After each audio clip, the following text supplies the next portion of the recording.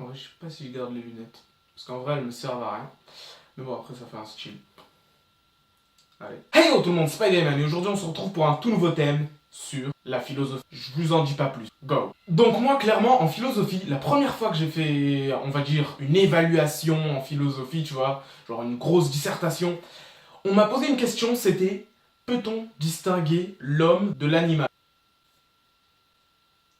Bon après, franchement, je dirais oui, ça se ressemble, tu vois. Entre un chien errant et un imbécile, je vois pas la différence. Donc, si on prend ce genre d'hommes comme des chiens errants, bah les PDG sont des chiens de luxe.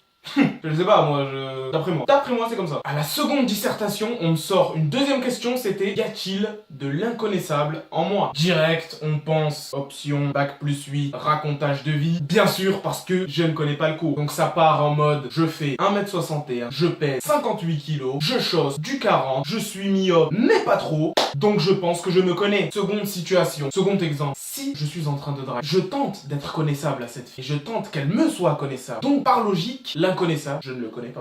Conclusion, je me connais, tu te connais, on se connaît. Ça part en toi plus moi de Grégoire et un joli 4 sur 20. Malgré le petit cœur au coin de la copie et les 70 € scotchés derrière. Elle a pris les sous, mais m'a noté comme tout le monde. En philo, il y a aussi des syllogismes. Inutile de sortir le Larousse, le petit Robert. Commence déjà à suer, t'es là. Mais ne t'inquiète pas besoin de quitter la vidéo. Je t'explique à l'aide de quelques exemples. Exemple numéro 1. Plus il y a de gruyère, plus il y a de trous. Donc, plus il y a de trous, moins il y a de gruyère. Si on fait la relation entre les deux, plus il y a de gruyère, moins il y a de gruyère.